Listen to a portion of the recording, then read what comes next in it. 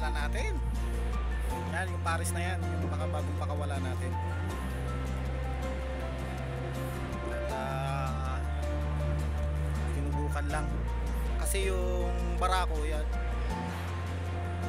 yung white top, bawas ang pakpak niyan. Kaya hindi nakakalipad ng maayos. Pero yung partner niya, yun, maayos sa ano yan. Mga bumabalik na yan pero hindi pa nakakaronda. Dito lang sila sa bubong na to. Mga bubong lang na to, dito lang. Yung isang Paris na yan. Yan yung bagong pakawala natin. Sana lang hindi mabihag. May mga ano na kasi to eh. Ito may mga kumbaga nung nabili natin to, may mga edad na. Kaya baka pag nakaronda, bumalik sa may-ari talaga nila. Tignan natin. Wala kasi tayong mabiling pityon ulit.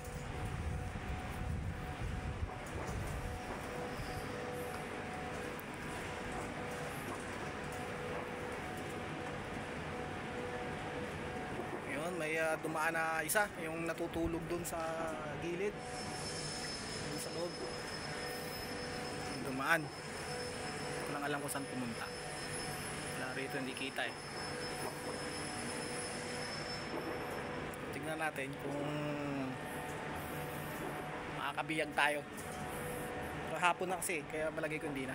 Malabo na tayong makabiyag nito pagka ganitong oras. Mga kalapate, mga pauwi na. Ayun, may mga rumuronda pa.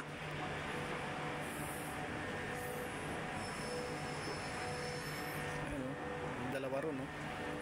Ang Paris natin, no?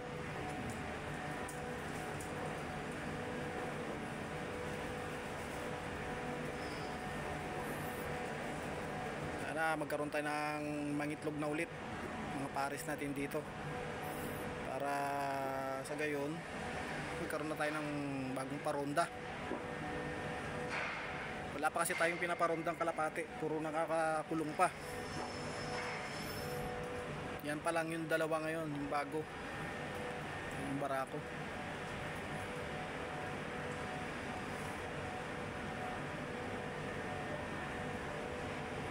Tingnan natin kung ano yun. Yun. Tingnan natin kung magkaroon tayo ng dagdag na paronda.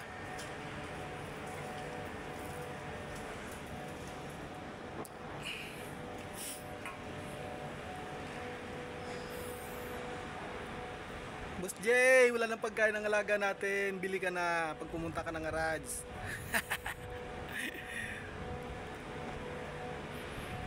Ayun o.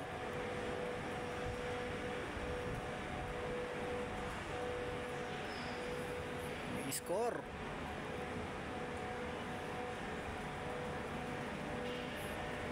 Baka nitong buwan mangitlog na yan.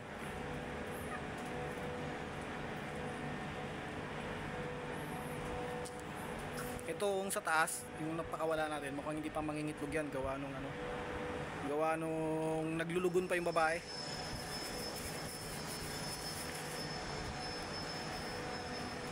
Mga manok natin, oh.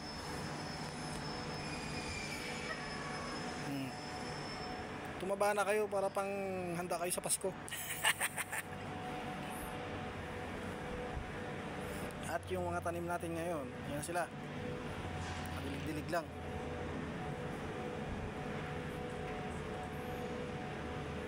Tumubo yung mga ibang seeds na inahagis namin dito. Hindi ko alam kung anong klaseng seeds yung mga yan. Papatuka ng mga alaga natin yan. At itong milon, bansot. Bansot na milon. Bantayan ko muna siguro itong mga ito hanggang sa pumasok. Kasi baka may umakit na pusa. Dali itong mga to. Palagay ko, pusa ang nakadali sa blue bar namin na pakawala nun eh. Imposible kasing mabiyag pa yung hinahagis na sa malayo yun eh. Nahagis na ni Kenneth yun dun sa gawiron sa labas. Bumabalik. Isang araw na lang nawala. Iniisip ko baka nadali ng pusa eh. Kaya hindi pwedeng iwanan itong mga ito. magkataon na merong makita pusa rito, dali na naman.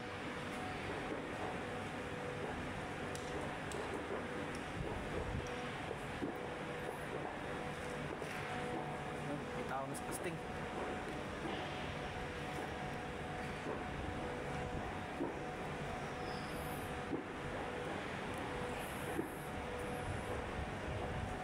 Yan muna yung update natin ngayong araw. Ingat-ingat na lang lahat ng mga alaga natin. Baka hindi, kargahan pa na tubig. Pala yung ginawa naming tubigan. Ang laki. Matagal bago maubos. 1 linggo bago maubos pag punong-puno. Gagawa rin kami niyan para naman sa pagkain, para hindi kami laging lagay ng pagkain. Kasi minsan nakakaligtaan po umakyat dito. Nakakala mayroong umakyat, yung pala wala. Para lang dito sa kalapati, sa manok siguro maglalagay dito yung konti. Yan, mga busog na sila. Malaki ng tiyan, no? Yung iba kumakain pa. At yung pares natin sa taas, pinakawalang kahapon. Ayan sila. Ayan yung dalawa. Pagkain ba? Meron naman. Mga busog. Yung trapdoor nila. Ayusin natin. Ayan. Ito yung mga alaga natin.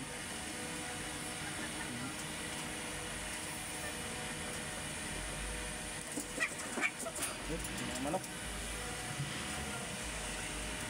Binigyan ko ng tinapay na hindi na tinitira, hindi na kinakain.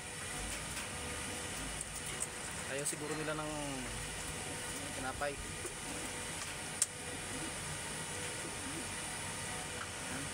Malaki na rin.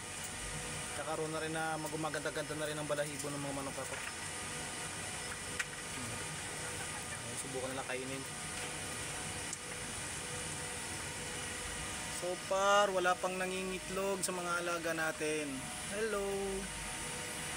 Wala pang nangingitlog.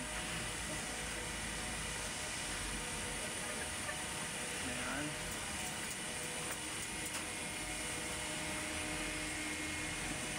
Yung ginawa namin ni Kenneth, pinalakihan namin yung mga kwarto-kwarto.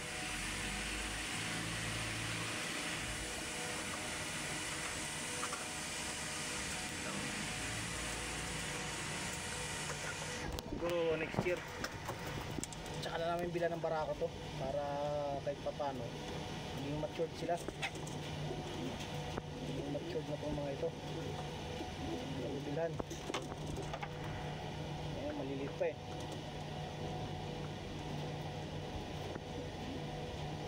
Sa paronda naman meron na tayong dalawa, kaya paitugin lang yan at panakin. Yan ang maging paronda talaga natin, yung dalawang pares na isang pares na yung tataas. Pero dito checkered lang, yung dalawang checkered lang dito ang pansin kong magpares na siguro mangingitlog. Yan yung barako na yan, tsaka yung partner na isa. Yung siguro nakikinita ko na mangingitlog. Pero yung the rest walang sign. Ang ganda talaga isa ngayon. Homer, bata pa.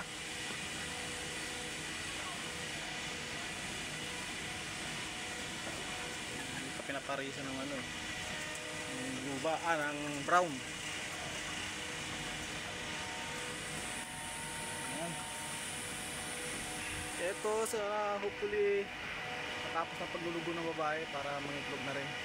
Naglulugon pa kasi yung hen. Wala pang plan na mangitlog. Pero nilagyan na natin yan ng ng mga basahan. Lahat ng mga paitlugan dito may mga basahan na.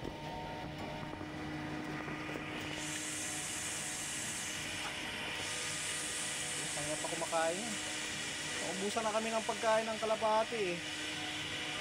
Wala pang sahod kaya hindi pa makalis-alis. Pag nagkasahod kaya makabili kayong mga 10 kilo para matagal maubos. At gagawa kami ulit ng isang ganito para sa pagkain naman. Ayan, para ganito sa pagkain naman. para kahit papano magkalimutan mang akatin dito, hindi na maubusan. Ang intindihin na lang yung manok na lang tsaka yung pakawala.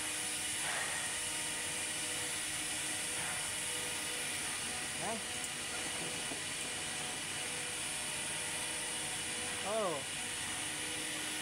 laki na eh. Yung lubar natin, partner mo kain sa baba. At sa tanim naman natin, ayan,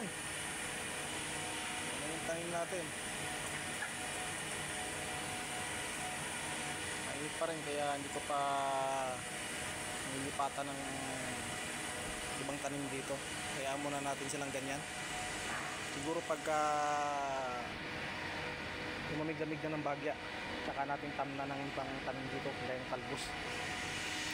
Ngayon, yan lang muna. Yan lang muna ang update natin sa ating mga alagang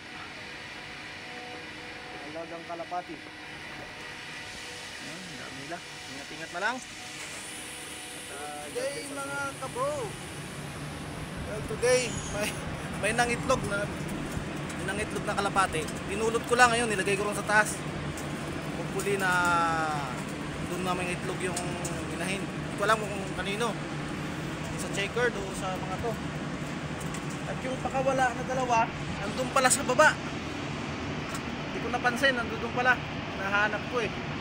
Naglagay na rin ako ng pagkain nila taas para pag bumalik may makakain sila. At mga manok natin, nakain ko muna ng tinapay. Ito mga gutom pa, kawawa naman. Naubos to yung binigay kong pagkain. Wala makabili mamaya, hindi kaya bukas. Kawawa at mga alaga natin, gugutom na.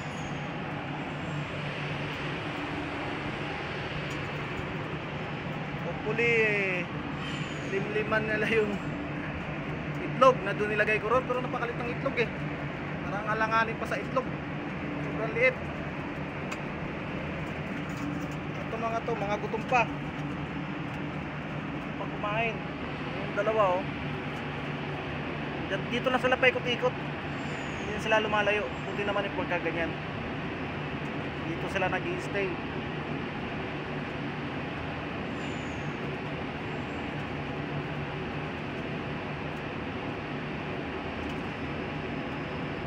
Diyan sa nanginginain. Sana lang walang umakit ang pusa rito at kami may pasok. Sa kabila pa man din ang duty namin, kami lang kabilang building. Today pala 21 na ng September.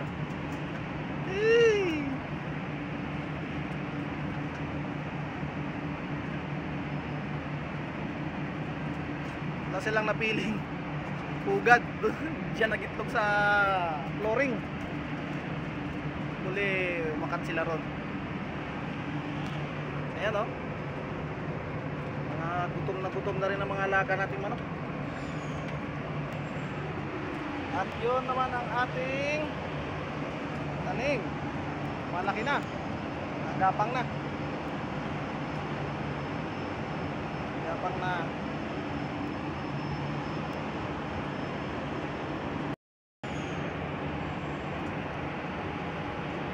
Lang bago umakit ang mga pusa rito ay nakapasok na yung dalawa. Lagay ko yung blue bar na nawala namin na picture pa, nadali ng pusa eh. Kasi yun inahagis na ni Kenneth yun sa labas eh, bumabalik. Naglagay ko dito, yun lang yun, nadali ng pusa. Ano itong dalawang to, hindi madali.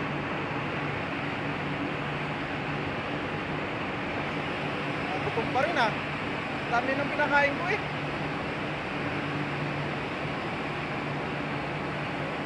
Pa rin sila.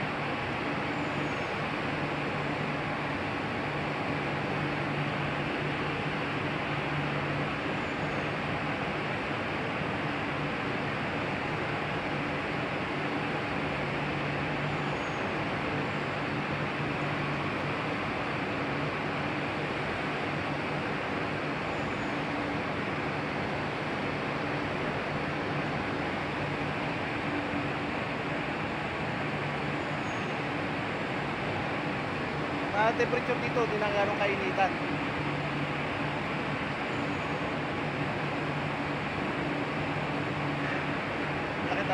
kalapate.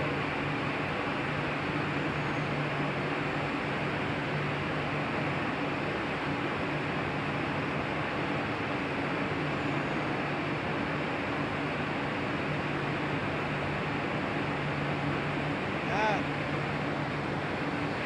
Puro gutom pa rin. Kailangan siguro bukas ng umaga, umalis na si Kenneth. Makali siya bukas ng umaga, pambili na makabili. Friday naman bukas, kaya ano na ito, nakakabili na ng pagkain. Gagawin na siguro namin 10 kilo. Tapos kagaya ng paitlugan na ang ano na yan, painuman, ganyan din ang gagawin sa kainan, para kahit pa paano makikita namin yung ano, hindi na kailangan magpakain kami araw-araw. Doon na lang sa loob, anli pagkain mo na sila. Ay, yung worry ko lang, baka tumaba naman ang gusto at hindi na mangitlog.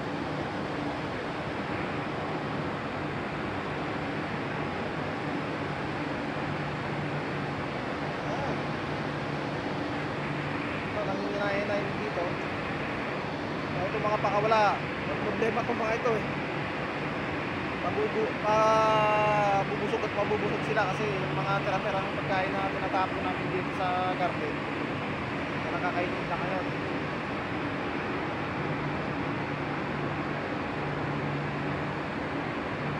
Tubig, meron naman sila painuman, wala naman problema.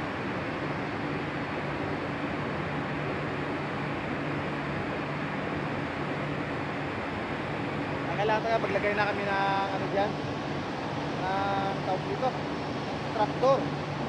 Sa gayon, yung iba rito na sa palagay namin na babalik, pwede namin pakawalan.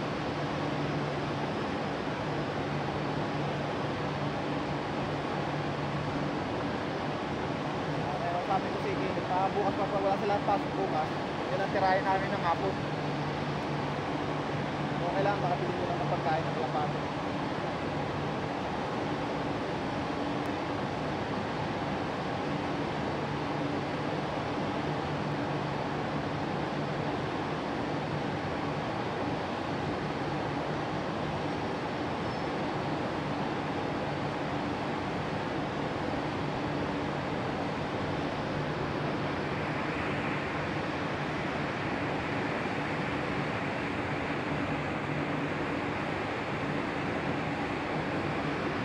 Siguro yung video natin ngayong araw,